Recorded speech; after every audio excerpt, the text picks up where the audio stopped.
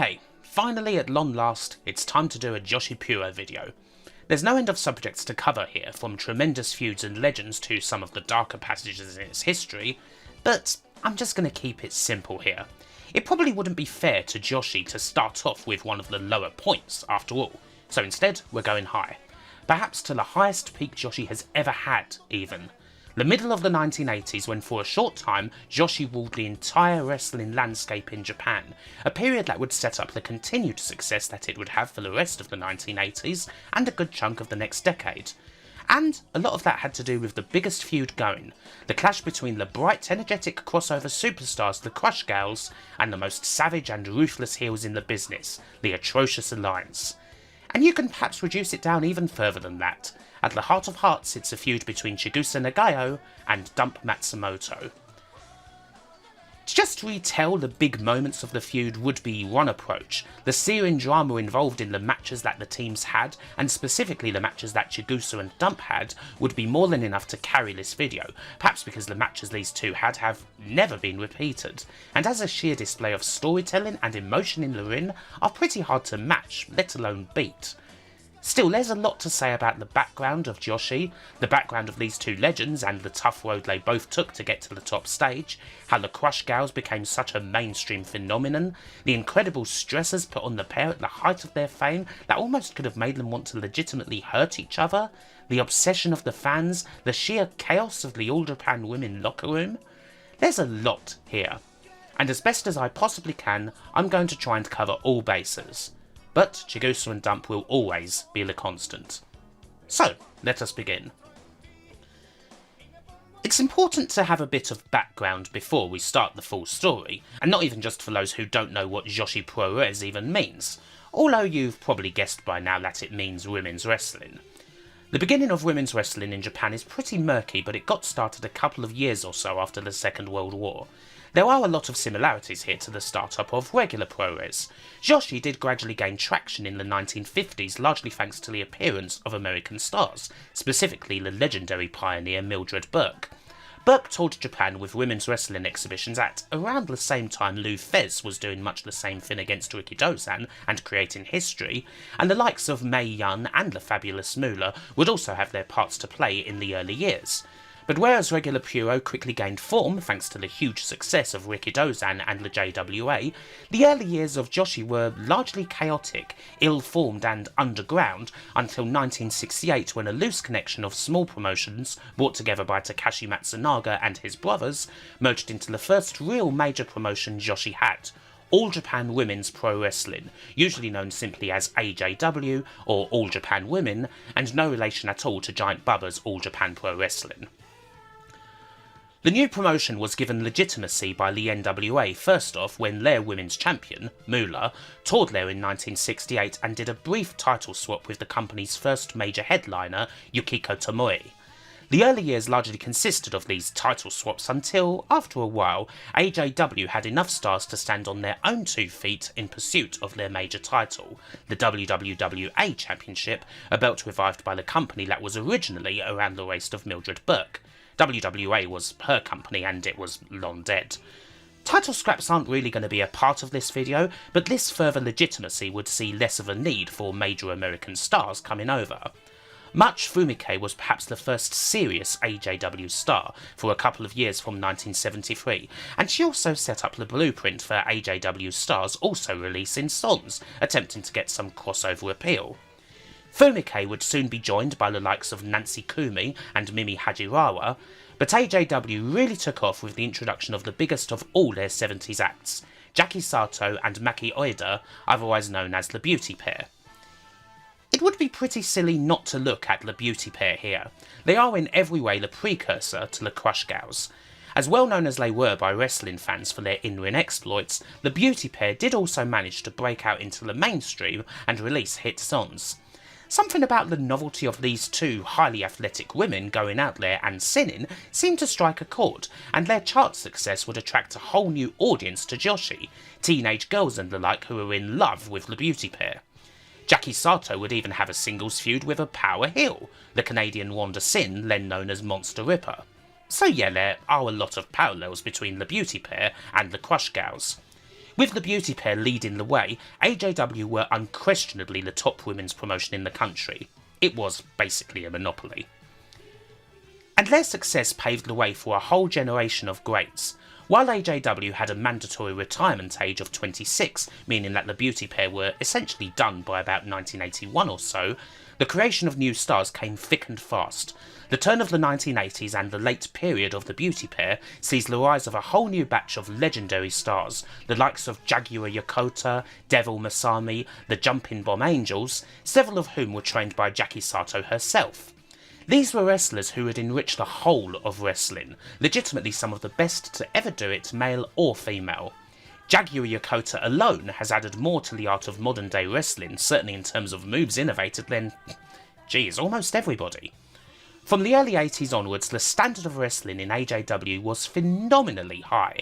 The great Mildred Burke had a vision of women's wrestling being treated as legitimately as men's wrestling was, and in Japan at least, that became a reality. And the next generation of stars to come out of the AJW dojo only continue it on. We see the likes of Lioness Asuka, Bull Nakano, and of course, Chigusa Nagayo and Hiroyo Matsumoto. It's here, around about 1980, where we begin this story in earnest. For some, the road through the dojo can be relatively simple. Still tough, but some aces just shine immediately. Lioness Asuka, the eventual other half of the Crush Gals, is a good example. Ultra athletic, a quick learner, the sort of person who gets picked out as being a star on the first day, and this will prove to be utterly correct. Bull Nakano similarly is something of a hotshot. Her natural power and talent will make her a big deal fairly quickly. You'd think the same would be true of Chigusa Nagayo and Hiroyo Matsumoto. But no, it was anything but. No one ever picked out either Chigusa or Hiroyo as aces through their training. For them the road just to get inside the ring and debut was incredibly long and difficult. They struggled to earn the respect of their elders and peers, and several times one or the other were on the verge of dropping out of the dojo completely. For two of the most successful wrestlers in the history of Joshi, it's an inauspicious start. Matsumoto and Nagayo, both part of AJW's class of 1980, didn't necessarily fit in a lot of the time. Either Chigusa was too scrawny, or Hiroyo was too burly. The infamously harsh AJW dojo system was particularly brutal towards them.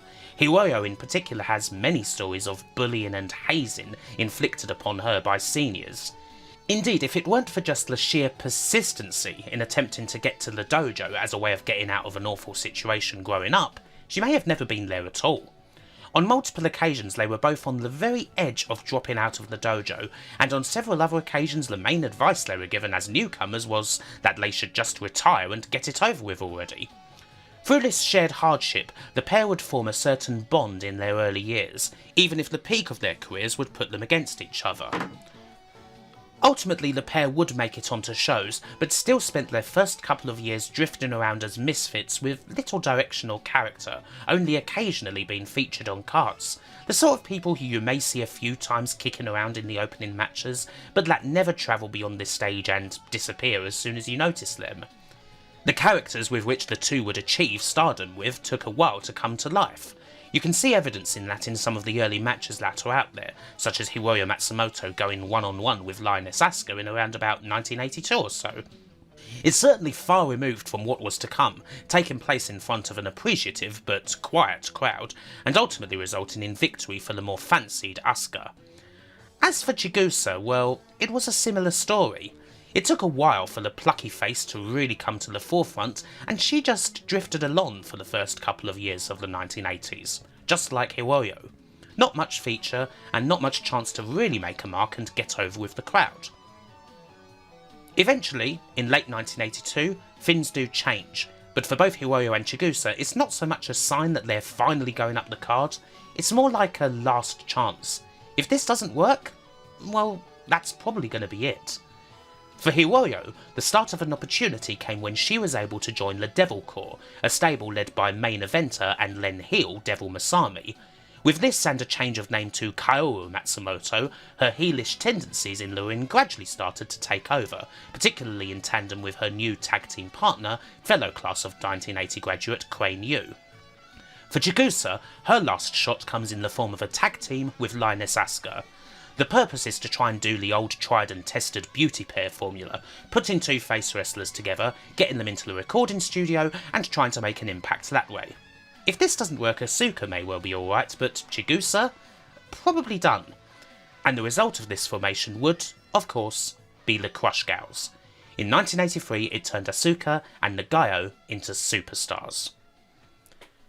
The Crush Gals have a pretty firm case of being the most popular stars in all of pro-res in the 1980s, male or female. There's only a couple of names that could really be in the same conversation, the likes of Akira Maeda and what have you. And weirdly, the name of the Crush Gals almost positioned them as female followers of Maeda, due to it also being one of his nicknames. But really? Nah, it's undoubtedly the Crush Gals, all the way. They were the biggest stars in the entire history of the All Japan Women promotion, and by far and away the biggest stars in the history of Joshi Puroresu. In fact, it's pretty easy to make a case for Chigusa Nagayo specifically as the most influential and most popular star in the whole history of women's wrestling.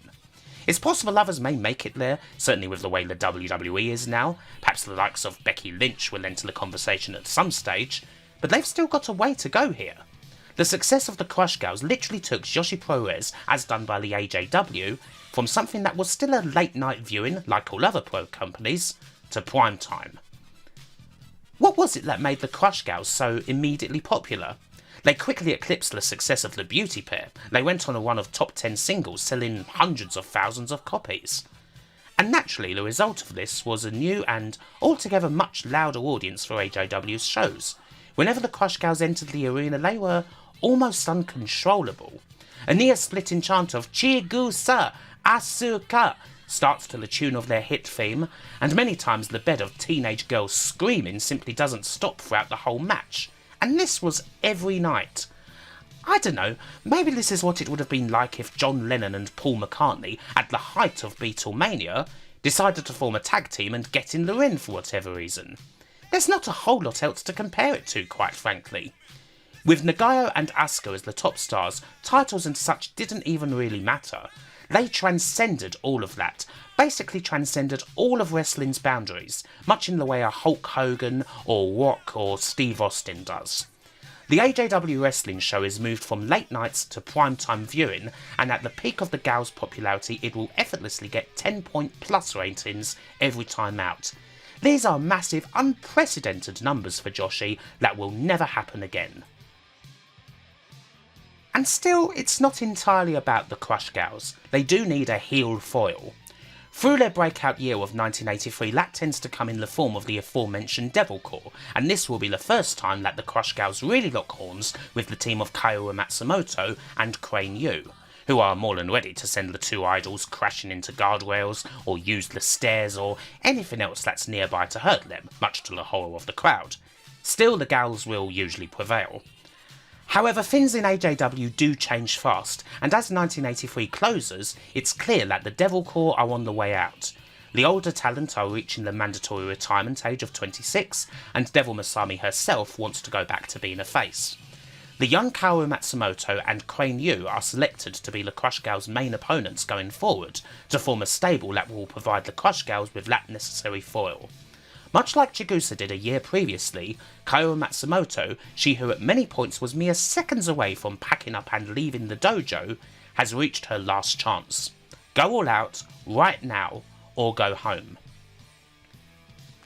A decision was quickly made. January 1984 saw the beginnings of what, eventually, would become known as the Atrocious Alliance, with Kaoru Matsumoto at the head and Crane Yu as second in command.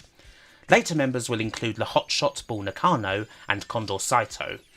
But most importantly, one day in January sees a complete change in Matsumoto.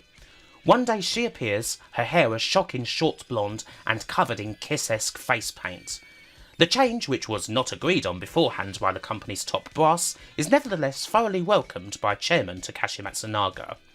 In an interview long after the fact, she reveals that she wrote a note of sorts to her mother, saying that her daughter is going to be hated by all of Japan, and that she should assume her eldest daughter is no more. Hiroyo and Kaoru Matsumoto were now dead. Dump Matsumoto is here. The very appearance of Dump Matsumoto, a Joshi heavyweight complete with that face paint, the Singapore cane that would be indiscriminately waved at anyone in her path, was unlike anything else in Joshi at the time. No one had ever had that sort of aura. And that look translated to the ring. In Dump matches, the rules basically went out of the window immediately. There were no depths that Dump and the Atrocious Alliance wouldn't stoop to, and absolutely nobody was safe. If the referee got in the way, they'd probably get assaulted too. Seconds, cameramen, commentators. Woe betide anyone who so much as looked at Dump the wrong way. Biting, chairs, blades, chains, tables, forks.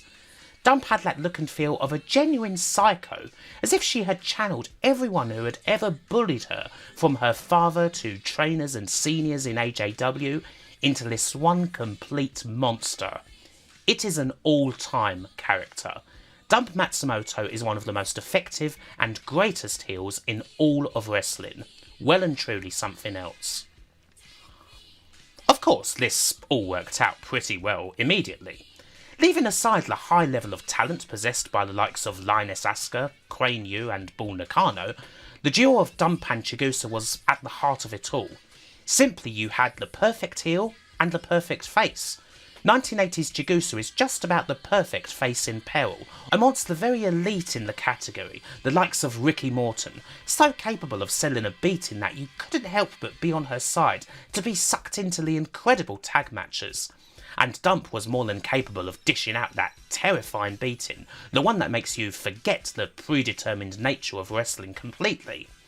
It's hard to even really just recommend specific matches from the lengthy set of duels between the Atrocious Alliance and the Crush Gals. They are basically all worth watching. The Alliance had excellent matches against the likes of the Jumping Bomb Angels too, but the Crush Gals matches were the ones that really meant so much. It has to be said, a lot of that had to do with the young crowd as well. You've got this crowd who already went totally wild for the Crush Gals, who had that sort of parasocial relationship with the duo where they almost felt like they were in the ring with them. They identified with them so much. They idolised them, of course. And then, in Dump Matsumoto and the Atrocious Alliance, you had the manifestation of every bully they had ever faced. These matches were like an inferno, an unstoppable wall of screams, of a whole audience feeling every single shot that the Crush Gals took. When Chigusa hurt, they hurt too. I'm not sure if there's anything else that's comparable to just how the AJW audience felt about these matches. And this is just in 1984, when they're still competing mainly in tags. There is one way to ratchet this up further, to go absolutely critical mass, and it's about to happen. Perhaps the most emotional singles feud in the history of wrestling. Dump and Chigusa, fellow graduates and at one point close friends, did get to something of a stage where the rivalry almost consumed the pair of them, and the relationship between them was pushed to the limit. A lot of these flames were fanned by AJW's chairman, Takashi Matsunaga, and the intensely toxic atmosphere behind the scenes in the company. Matsunaga wanted the feud to feel as real as possible, and rather than simply rely on the innate skill of the performers, he would work both of them and spread rumours to the other, talk that the other one didn't want to work with them anymore. It was all bullshit, of course, but in this intense atmosphere, with the company at their commercial peak and all the stress on their shoulders, it made Dump and Chigusa almost get to the point of hating each other. At least until a little after the peak, when they got together and realised that it was all basically a pack of lies. As if that wasn't enough, the job itself couldn't be more stressful. If it was bad for the Crush Gals and the Alliance, right at the top of the company, it was even worse for everybody else. All Japan Women could be a very toxic place indeed, a workplace full of manipulation, tittle-tattling and bullying. Quite a few of the younger wrestlers would flock to Dump Matsumoto and her crew because of this. As someone who'd experienced a lot of bullying herself, Dump would not engage in the practice behind the scenes and try to encourage straight talking in her flock, as opposed to backstage bitching. Of course, Matsunaga would not let faces travel with Dump's team on the heel bus, but it could at least provide some sort of temporary refuge for people from the toxicity that permeated All Japan Women. Still, travelling with Dump and the heel team comes with its own problems in the shape of the sheer hatred that people had for Dump. In these days, with Dump as the top heel in all of Japanese wrestling, It's not uncommon for Dump's car to be vandalised, or for her mother's house to have items thrown at it. One time, there was a stalker hanging around, looking for a chance to jump on Dump alone and murder her. Another time, a broken beer bottle was held to her chest in a nightclub. Several times, angry fans would surround the Alliance's bus after a show and just refuse to let them leave. In fact, one night, an All Japan Women male security guard actually punched Dump in the face as she entered the arena, putting the blame for all of this trouble entirely on her shoulders. It's not a nice situation.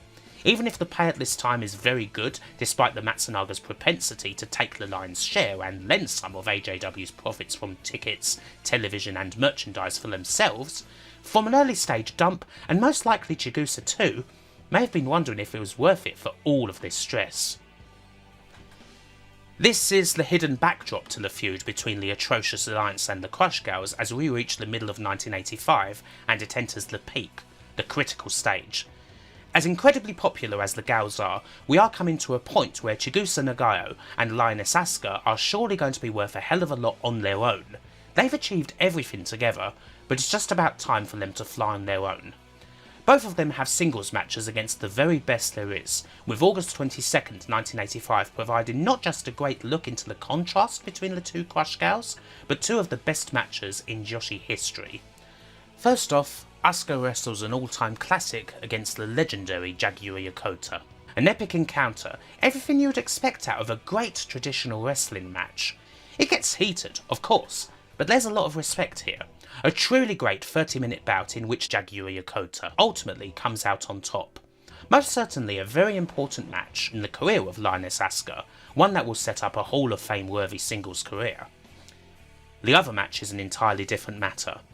As everything comes to a head between the Crush Gals and the atrocious Alliance, the personal emotion between Dump Matsumoto and Chigusa Nagayo spills into the storyline, with Chigusa now challenging Dump to not just a singles match, but a hair versus hair match. Titles have never been a focus in this feud, but we're well beyond anything like that now. This is a matter of pride.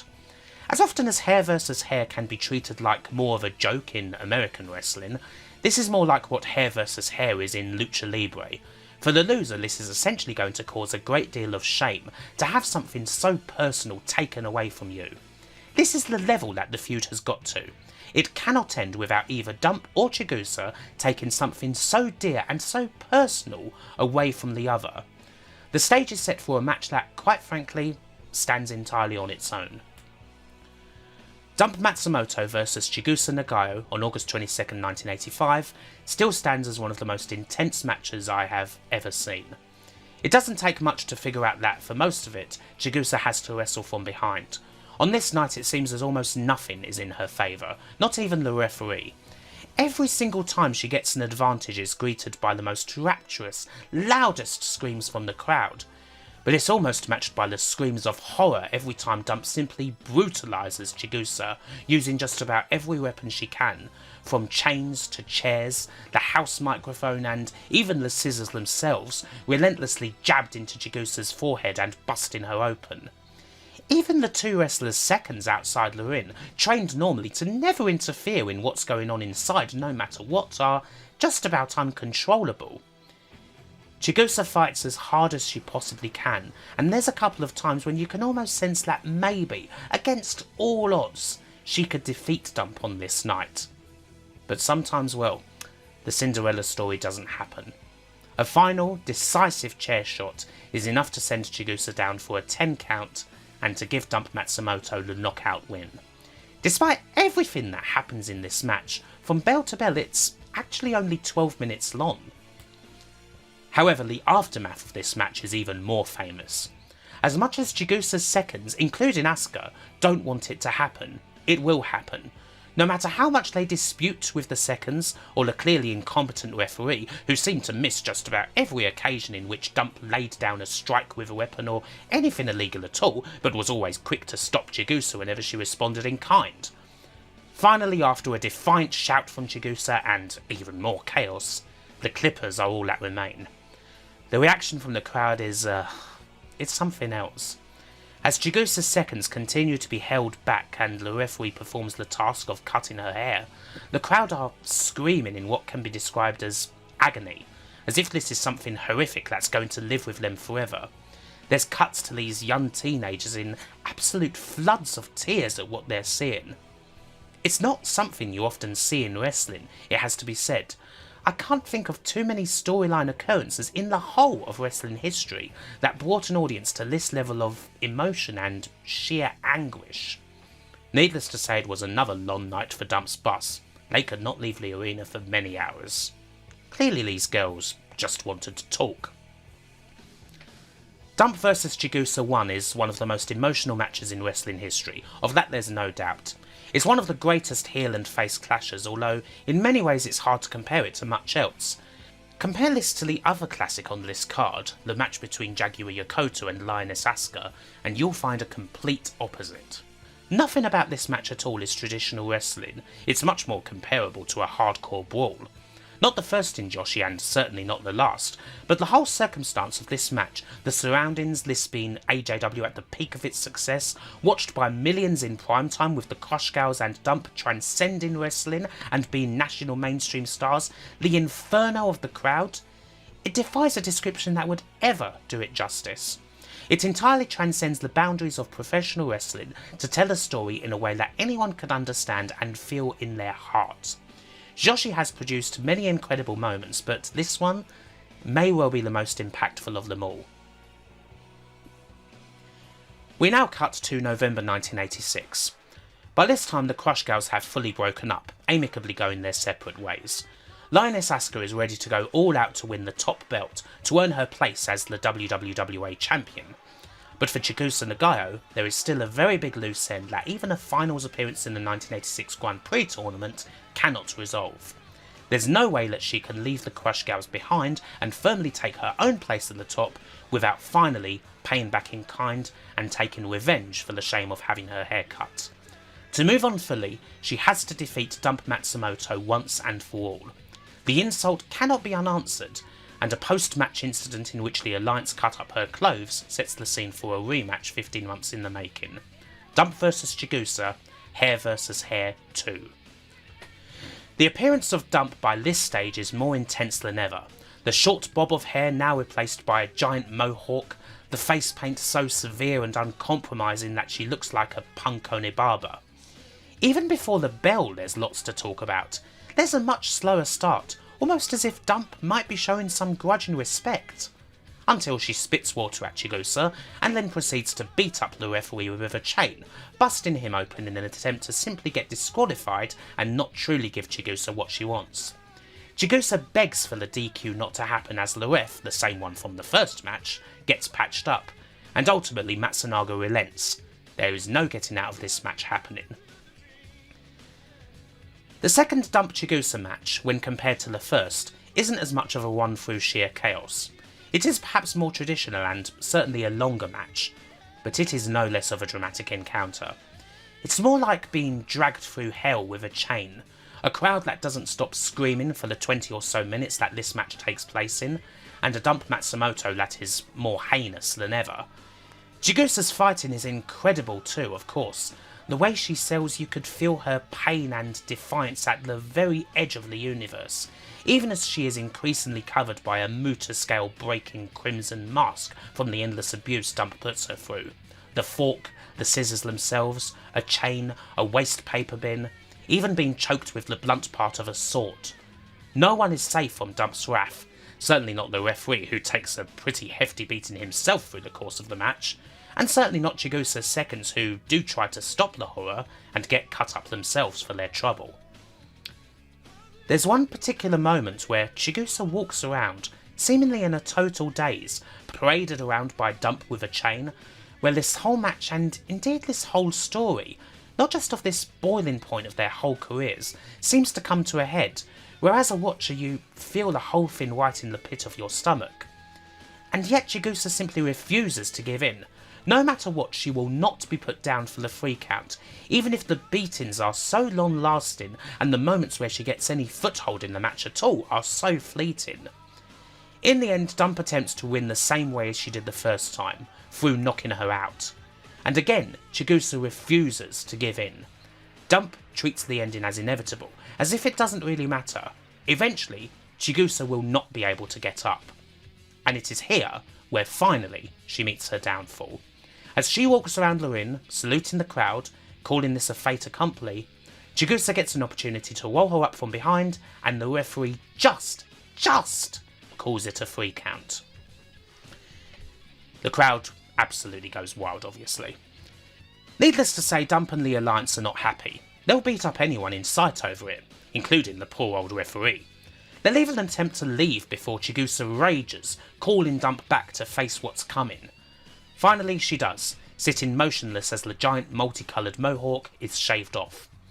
Naturally, Dump will not leave with any kind of good grace.